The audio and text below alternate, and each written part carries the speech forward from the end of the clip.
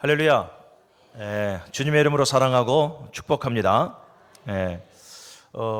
예전에 TV를 한번 본 적이 있는데요. 예전에 TV 시골 마을을 찾아다니면서 시골 어른들에게 퀴즈도 내고 시골 어른들 부부들끼리 있으면 이렇게 서로 사랑한다 고백도 하고 뭐 그런 프로들이 있었어요. 지금도 굉장히 생각나는 그 한 장면이 있는데요.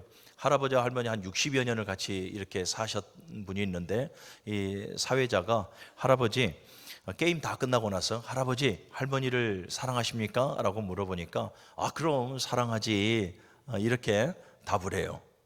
갑자기 할머니 안색이 좀 안 좋아지기 시작하는 거예요. 그래서 할머니에게 할머니 할아버지가 사랑하신다고 하는데 할머니도 60여 년 동안 할아버지를 끔찍하게 사랑하셨습니까? 라고 했더니 할머니께서 안색이 싹 바뀌면서 그걸 왜 지금 물어보냐고, 그걸 왜 질문하냐고 이러는 거예요. 안색이 바뀌면서.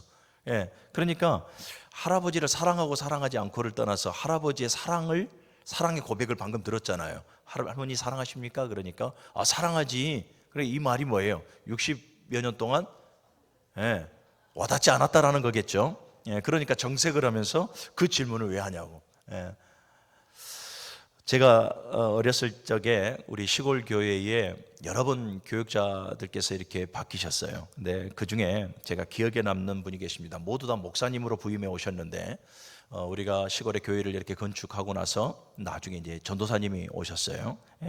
임난택 전도사님이라는 분이신데 지금은 이제 목회 은퇴하셨고요. 이 시골에 부임해서 오셨는데 이분을 우리 친구들이 다 기억하자면, 우리 동네에 또 모르는 어르신들이 이분을 기억한다면 참 사랑이 많으셨던 분이라 우린 이렇게 기억을 합니다. 어렸을 때 바로 저희 집 담 옆이 교회였기 때문에 저하고는 특별히 친분이 좀 있었던 분이고 저를 아직도 좀 못 잊고 계시는 분이에요. 그만큼 좀 많이 서로 간에 깊은 애정의 관계가 좀 있었는데요. 한 번은 이렇게 같이 배를 타고 우리 친구들과 전수사님을 모시고 낚시를 가는데 제가 이렇게 낚싯바늘에 찔려서 굉장히 손을 많이 좀 다쳤었던 기억이 나요. 그런데 그 전도사님이 자기 와이셔츠를 이렇게 딱 뜯어가지고 이렇게 상처난 것을 이렇게 싸매서 주시는데 어린 나이에 봤을 때는 천사를 보는 것과 같았죠. 그 모습이. 그리고 그 이후로도 시골이니까 뭐 간식거리가 변변치 않아요. 그냥 바다 가서 해삼 잡아먹고 전복 잡아먹고 이게 섬에 사신 분들은 아실 겁니다. 지금 생각하니까 보약을 먹었더라고요. 그때는 뭐 간식거리가 변변치 않아요. 그래서 바닷가에 가서 정말로 고동 잡아먹고 전복 잡아먹고 미역 해먹고 뭐 이런 거 했어요. 그런데 우리 이 전도사님은 그렇게 먹을거리가 변변치 않았고 또 시골이다 보니까 전사님을 그렇게 후하게 대접할 수 있는 형편도 안 됐죠. 그럼에도 우리들이 학교 갔다 오면 늘 우리들을 기다려요. 그래서 교회로 오게 해서 어떤 날은 정말 맛있는 삼겹살도 해주고 어떤 날은 라면도 끓여주시고, 그리고 끝나게 되면 바로 옆에 이제 동사무소라고 하는데 그 옆에 큰 공간이 있어서 거기서 같이 이렇게 축구도 하고 또 나중에 성경 공부도 우리에게 가르쳐 주시고 했던 기억이 납니다. 굉장히 자상하시고 인자하시고 얼굴을 딱 보면 그냥 사랑 이럴 정도로 굉장히 이렇게 정말 우리에게 사랑을 많이 베풀어 주셨던 분입니다. 그래서 제가 어렸을 때 학교 다닐 때 통신표가 있죠. 그 통신표의 희망란에다가 지금도 1학년 때부터 계속 그 희망란에 목사로 제가 이렇게 표기를 했었어요. 희망란에 이렇게 목사로 표기할 정도로 굉장히 제가 닮고 싶었던 분이고 제가 매우 존경했던 그러한 분입니다. 지금도 가족들이 목회를 하다 보니까 이 여수에서 그분을 이렇게 간혹 한 번씩 이렇게 만나게 되어지는데 만나면 참 반가워요. 40여 년이 훌쩍 지난 지금 이 시간도 기억에서 자리 잡고 있습니다. 그래서 한 번씩 이렇게 슬그머니 미소 지을 때가 있죠. 이처럼 여러분들 진실한 사랑은 정말 기억에 오래 남는 것 같습니다. 진실한 사랑은 기억에 오래 남고 또 우리에게 큰 기쁨이 되어지기도 합니다. 옆 사람과 인사합시다. 사랑합니다. 사랑합니다. 사랑이란 이 단어는 우리가 들을 때마다 참 감격이고 감동이고 흐뭇하고 기분이 매우 좋아집니다. 그런데 그래서 오늘날을 보게 되었지만 아마 사랑이라는 단어를 많이 사용하는 것 같습니다. 사랑이라는 이 단어를 가장 많이 고백하고 또 사랑을 가장 많이 받고 싶은 마음들, 우리 모두가 다 동일합니다. 그래서인지 오늘날에도 이렇게 사랑이라는 단어를 많이 쓰잖아요. TV를 보면 사랑을 주제로 한 영화도 많이 나오고 드라마도 매우 많이 나옵니다.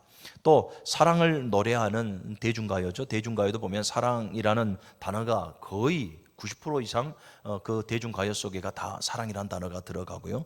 또 우리가 읽고 있는 어떤 그런 문학 작품들을 보게 되어지면 사랑을 주제로 한 문학 작품들이 굉장히 많이 보여지죠. 그래서 우리가 그러한 드라마나 영화나 또는 뭐 대중가요나 또 더 나아가서 이런 문학 작품을 우리가 접하게 되어질 때에 우리에게는 감동이 되어지는 것이죠. 그래서 사랑은 매우 중요합니다.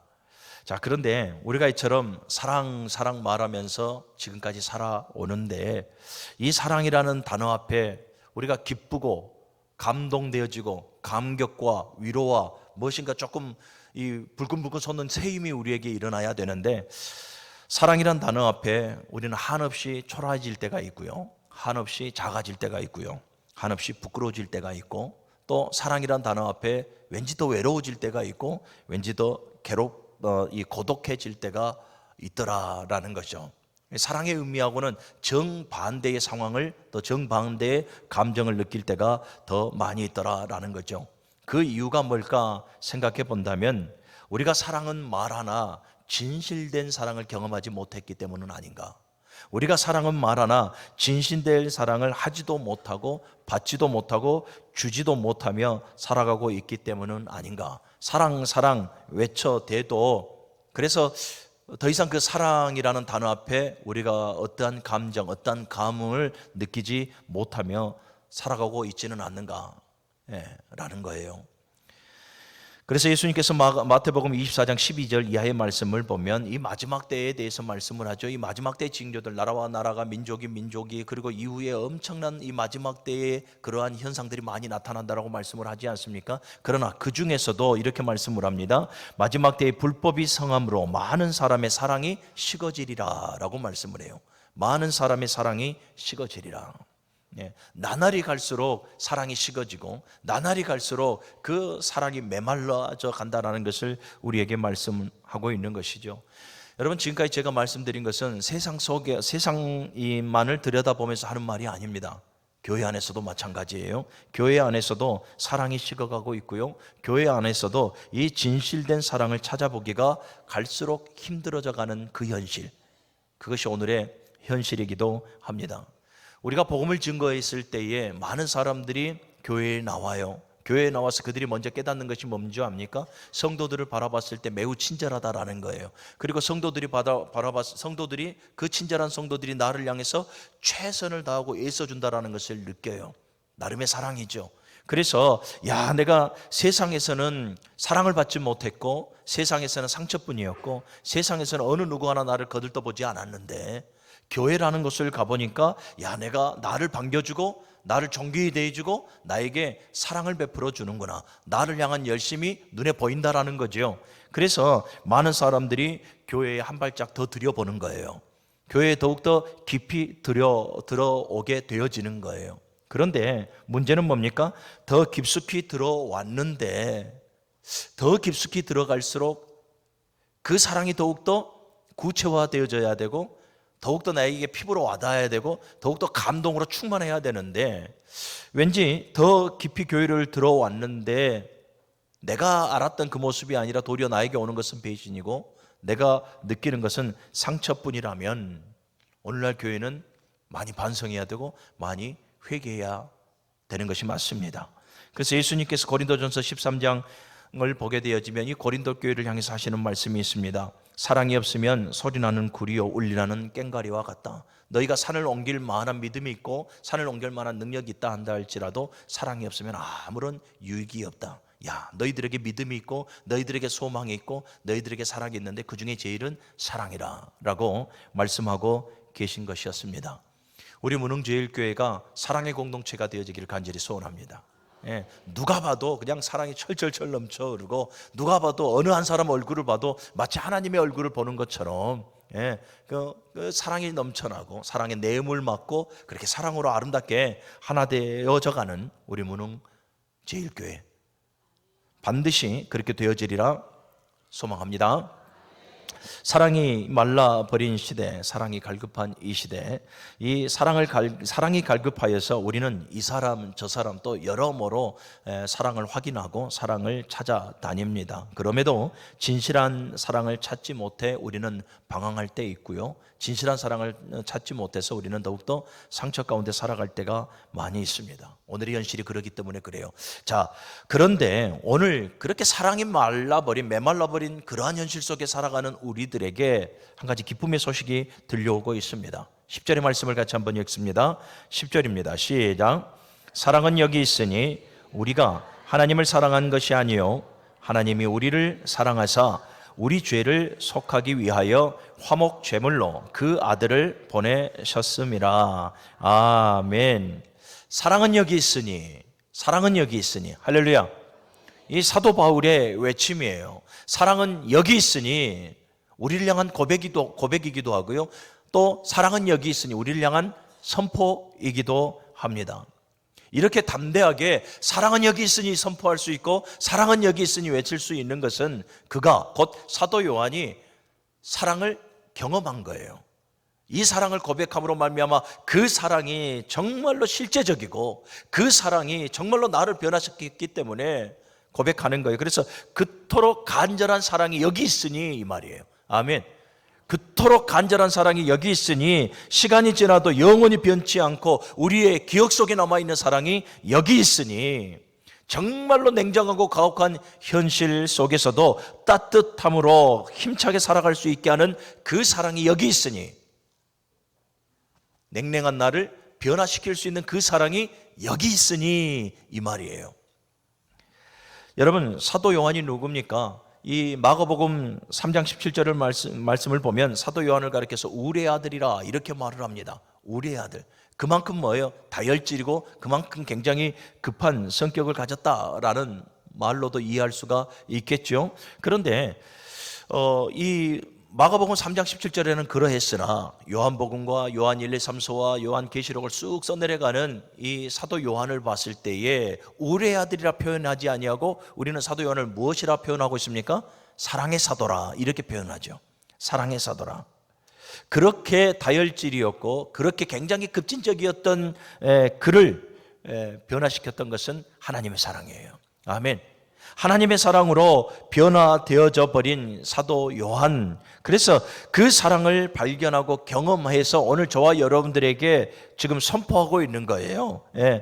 사랑은 여기 있으니, 사랑은 여기 있으니 방황하지 말라라는 거예요. 사랑은 여기 있으니 엄한 데 가서 구애하지 말라라는 거예요. 여기 와서 실제적인 사랑을 경험하고 그 사랑으로 너희들도 변화받고 그 사랑을 한번 경험해 봐라 라는 말 아니겠습니까? 사랑하는 여러분, 사도 이 요한이 선포한 사랑은 누구의 사랑입니까? 바로 하나님의 사랑입니다. 하나님의 사랑. 여러분, 하나님의 사랑은 완전합니다. 하나님의 사랑은 조건이 없습니다. 조건적 사랑이 아니에요. 무조건적인 사랑이며 하나님의 사랑은 변질되어지지 않습니다. 그리고 하나님의 사랑은 우리를 끝까지 책임져 주시는 완전한 사랑입니다. 그 사랑을 지금 이 사도 요한이 경험하여 우리로 하여금 사랑은 여기 있다라고 지금 선포하고 있는 것입니다. 자, 그렇다면 이 사도 요한은 어디에서 하나님의 사랑을 경험했고 어디에서 하나님의 사랑을 발견했을까? 우리 한번 따라해 볼까요? 십자가예요. 십자가. 예수 그리스도의 십자가에 나타난 그 하나님의 사랑을 발견하고 경험하였더라라는 거예요. 그래서 10절에 이렇게 고백합니다. 사랑은 여기 있으니 우리가 하나님을 사랑한 것이 아니요 하나님이 우리를 사랑하사 우리 죄를 속하기 위하여 화목 제물로 그 아들을 보내셨음이라. 아멘. 10절의 의미를 여러분들 깊이 한번 묵상해 보십시오. 하나님께서 우리를 사랑하심으로 말미암아서 자격 없는 저와 여러분들을 죄와 사망으로부터 구원하시고 사망으로부터 저희들에게 새 생명을 주시려는 그 하나님의 그 사랑이 십자가 위에서 간절하게 나타났다 이 말이에요. 아멘. 십자가에서 간절하게 곧 십자가를 통하여서 하나님의 사랑이 우리에게 보여졌고 확증이 되어졌다라는 것입니다. 그래서 로마서 5장 8절의 말씀, 우리가 아직 죄인 되었을 때에 그리스도께서 우리를 위해 죽으심으로 하나님께서 우리에 대한 자기의 사랑을 확증하셨느니라 라고 말씀을 해요. 아멘. 사랑하는 여러분, 우리가 한 가지 사랑에 대해서 깊이 깨닫고 가야 될 것이 있습니다. 여러분, 사랑은 십자가입니다. 사랑은 십자가예요. 예. 여러분, 하나님의 사랑도 십자가 위에서 발견이 되어진 거죠. 여러분, 사랑은 언어나 관념이나 개인의 각오나 나름의 결단이 아니에요. 사랑은 행동이에요. 사랑은 행동으로 드러나고, 그래서 행동으로 열매 맺는 것이 바로 사랑이에요. 아멘. 믿음도 마찬가지죠. 예. 하나님은 저와 여러분들을 사랑하셨습니다. 그런데 이 사랑을 말로만 끝내셨던 것이 아니라, 관념 속에만 집어넣어 주셨던 것이 아니라, 우리의 마음 속에만 집어넣어 주셨던 것이 아니라, 내가 너희를 사랑한다 결단과 각오로 끝내셨던 것이 아니라, 당신께서 친히 십자가 위에서 못 박아 죽으셨습니다. 행동하셨습니다. 할렐루야. 그러므로 죄와 사망 가운데서 우리를 건지셨고 우리에게 새 생명을 주셨습니다. 이것이 하나님의 사랑이에요. 여러분, 예수님은 십자가 위에서 하나님의 사랑을 온전히 이루시기 위해서 마지막 그 가늘한 그 호흡이 끊어질 때까지 최선을 다하셨다라는 것을 여러분들이 기억하십시오. 십자가 위에서 예수님의 가상칠언을 우리는 잘 알죠. 그 가상칠언 중에 6번째와 7번째를 보게 되어지면 6번째는 이렇게 말합니다. 다 이루었다. 이 다 이루었다라는 이 테텔레스타이라는 이 헬라어는요, 몇 가지 뜻이 있습니다. 하나는 뭐냐면, 군인이 전쟁에 가서 전쟁을 다 치르고 나서 그 임무를 완수하여 상관에게 보고할 때에 이 단어를 씁니다. 전쟁에서 승리했습니다. 전쟁을 다 치루어 이겼습니다. 이 보고를 하는 거예요. 그리고 또 하나는 이 상거래, 그러니까 어떤 거래를 이룰 때에 다 그 값을 다 지불했다라는 단어를 쓸 때도 이 단어를 써요. 그러니까 값을 다 지불했다, 이런 의미가 있어요. 그리고 또 하나는 제사장이 제물을 드릴 때 완전히 불로 하나님 앞에 그 제물을 완전히 연납하여 드릴 때에도 이 단어를 써요. 모두가 다 해당되어지는 것 아니겠습니까? 예수님은 여러분, 십자가 위에서 이 마지막 호흡이 끊어질 때까지 다 이루셨습니다. 무엇을요? 하나님의 사랑을. 하나님의 사랑을 다 이루셨습니다. 하나님의 의를 다 이루셨습니다. 하나님 우리의 죄값을 다 지불하셨습니다. 그러므로 하늘을 바라보며 하나님 앞에 보고하는 거예요. 다 이루었습니다. 다 이루었습니다. 그리고 마지막 7번째 가상칠언이에요. 아버지여, 내 영혼을 아버지께 의탁하나이다. 할렐루야. 사랑하는 여러분, 이처럼 하나님은 십자가 위에서 저와 여러분들을 사랑하셨어요. 마지막 그 호흡 그 하나까지, 그 날숨 그 하나까지 쉬어가면서 다 이루었다. 저와 여러분들을 사랑하신 예수님의 그 고백을 우리는 가상칠에서 보게 되어지는 거죠. 사랑하는 여러분, 하나님의 사랑은 행동하는 사랑입니다. 말뿐이 아니라, 관념 속뿐이 아니라, 마음의 결단과 각오로 끝나버리는 것이 아니라 십자가 위에서 행동하셨습니다. 그리고 하나님의 사랑은 먼저 우리를 사랑하셨습니다. 우리가 하나님 앞에, 감히 우리가 어떻게 하나님 앞에 나아가서 하나님을 사랑한다 말할 수 있겠습니까? 그런데 자격 없는 저와 여러분들을 하나님께서 찾아오셔서 저와 여러분들을 먼저 사랑하셨고, 이스라엘의 역사를 보니 하나님은 온통 짝사랑만 하고 계셨더라. 기억하십니까?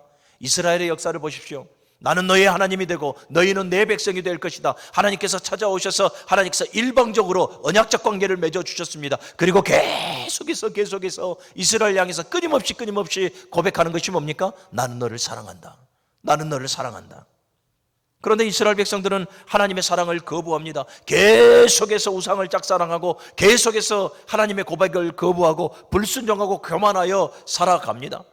선지자들을 하나님께서 파송하심으로 말미암아서 계속해서 하나님의 구애가 이루어지지 않습니까? 제발 여호와께로 돌아오라, 말씀으로 돌아오라, 하나님께로 돌아오라. 계속해서 하나님께서 끊임없이 당신의 종들을 파송하시면서 이스라엘 백성들로 하여금 하나님을 사랑하라 라고 말씀을 합니다. 신명기 6장에서 보십시오. 너희는 마음과 뜻과 힘을 다하여 너희의 하나님을 사랑하라. 하나님의 간절한 바람이 있다면 저와 여러분들의 사랑입니다. 할렐루야. 사랑하는 여러분, 하나님을 사랑한다라는 것을 우리는 너무나 하루에도 수십 번 고백하며 살아가는데, 사랑은 뭐라고요? 사랑은 행동입니다. 사랑은 분명히 열매로 나타나 보여져야 합니다. 하나님은 십자가의 열매로 우리를 사랑하심을 확증하셨습니다. 그렇다면 저와 여러분들도 정말로 신앙의 생활화를 이루면서 내가 정말로 하나님의 백성이고 내가 얼마나 하나님을 사랑하는가를 신앙의 생활화 속에서 여러분들은 보여줘야 할 줄로 믿습니다. 하나님은 자격 없는 저와 여러분들을 먼저 사랑하셨고요. 그리고 하나님은 저와 여러분들을 비밀리에 사랑하시지 않았습니다. 저와 여러분들을 자랑스럽게 여기셨고 존귀하게 여기심으로 말미암아서 천사와 모든 이 사단과 모든 인류의 택한 백성을 사랑한다. 하나님께서는 공개적으로 저와 여러분들을 사랑하셨습니다. 할렐루야. 그리고 하나님은 죽기까지 저와 여러분들을 끝까지 책임져 주셨습니다. 죽기까지 우리를 사랑하셨다라는 것이며 하나님의 사랑은 그래서 아가페의 사랑입니다. 아무런 대가를 바라지 아니하고 목숨까지 내어 주시면서 우리를 사랑하시는 그 헌신적인 사랑, 그 사랑을 저와 여러분들이 지금 잊고 있는 것입니다. 할렐루야. 사도 요한이 지금 이 하나님의 사랑을 깨달은 거예요. 여러분, 사도 요한도 베드로나 다른 사도들처럼 예수님을 부인했던 자입니다. 그렇지 않습니까? 예, 보십시오. 예수님의 그 고난, 십자가의 고난과 십자가의 죽으심 앞에 다른 사도들처럼 떠납니다. 그런데 더 문제는 뭐냐면 3일 후에 예수님께서 부활하셨다는 소식을 듣고 보고 손으로 만진바, 어떤 제자는 손으로 만진바까지도 되어지지 않습니까? 부활하신 예수를 보면서도, 듣고 보면서도 그들의 삶의 현장으로 떠나버리는 그 제자들, 그 중에 하나가 바로 사도 요한이에요.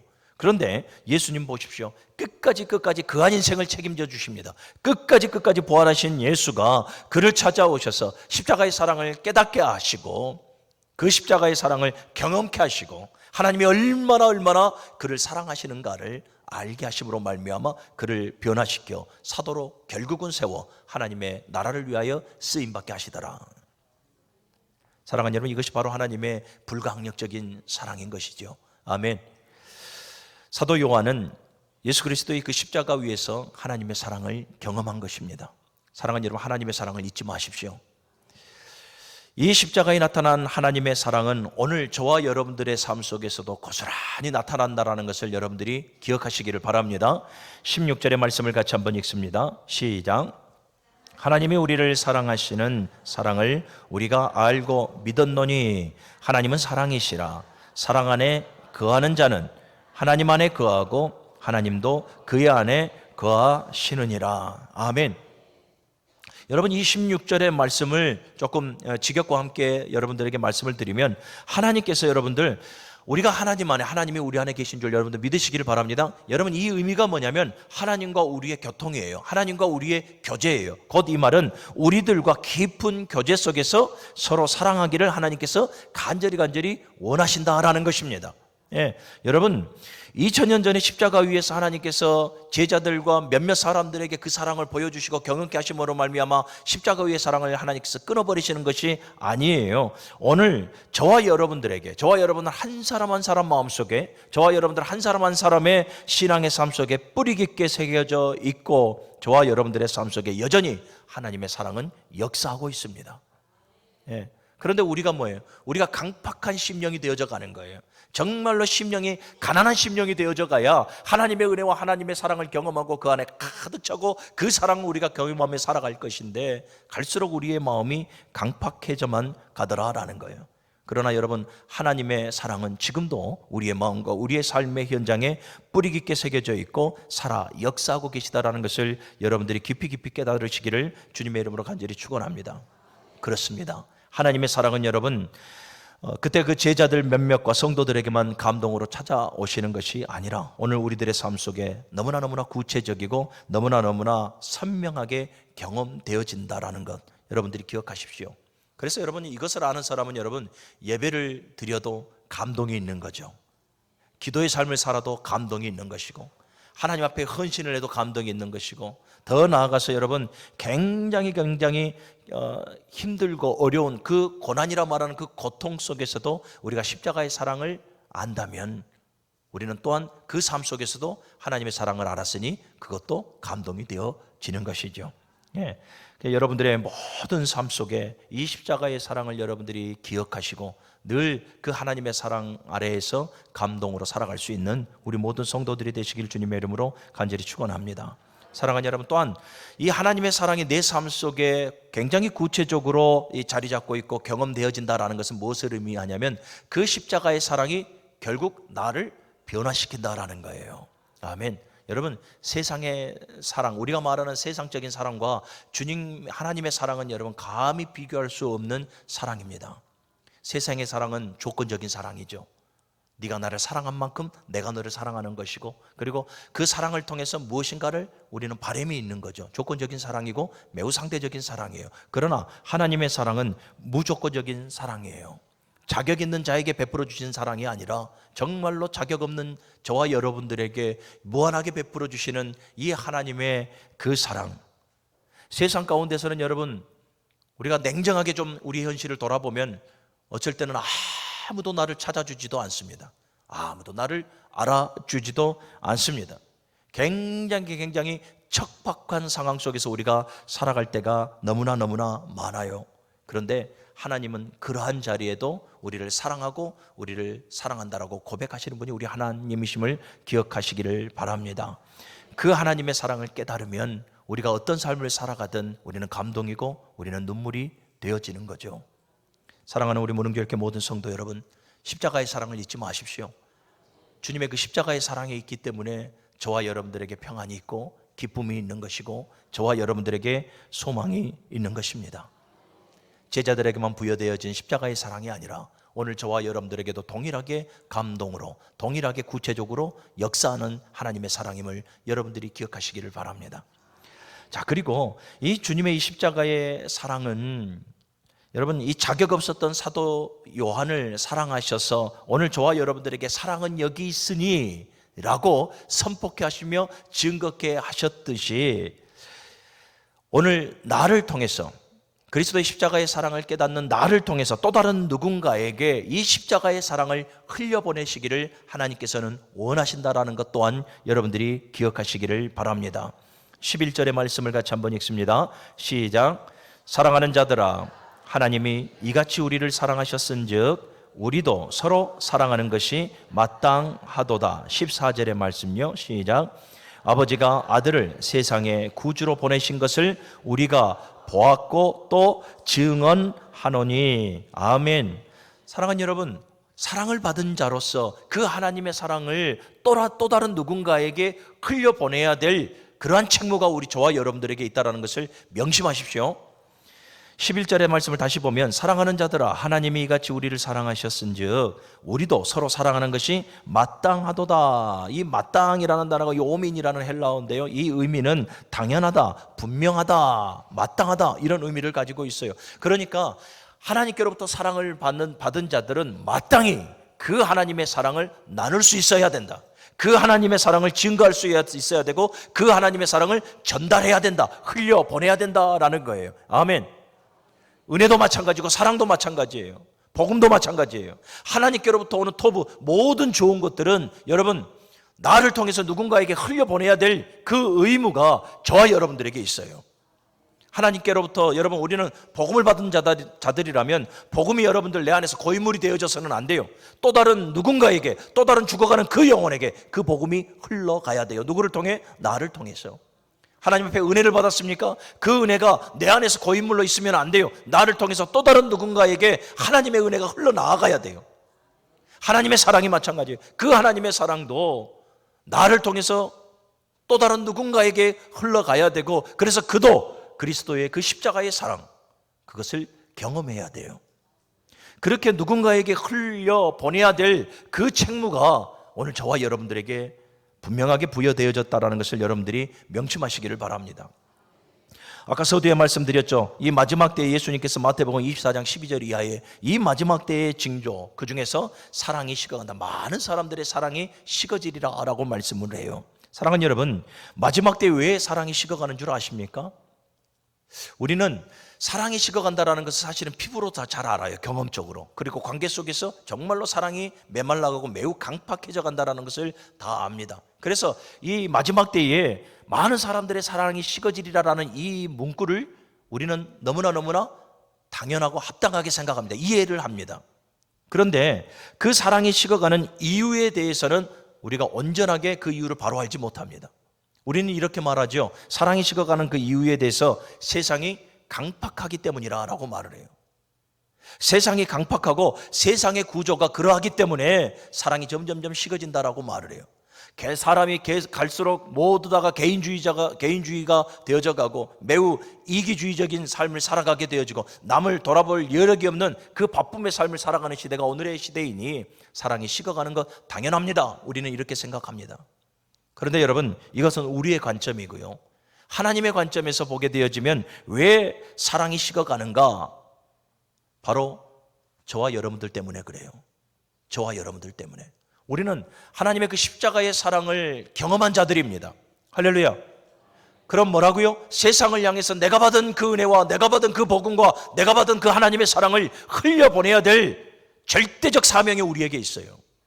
그런데 우리는 저 죽어가는 영혼들을 위해서 그리스도의 십자가의 사랑을 흘려보내야 될 그 책무가 있음에도 그 사랑을 흘려보내지 못하고 세상에 가서 착한 이 행실을 보이지 못하고 선한 행실을 보이지 못함으로 말미암아서 오히려 사랑이 천하 만민 가운데 흘려나아가는 것을 어쩌면 방해하고 있는 삶, 그거 어쩌면 그러한 삶을 살아가고 있는 것이 저와 여러분들은 아닐까 생각해 봐야 하는 거예요. 여러분, 단순히 세상이 강팍해서가 아니에요. 단순히 세상의 구조가 사랑하기에는 힘든 구조라서 아니에요.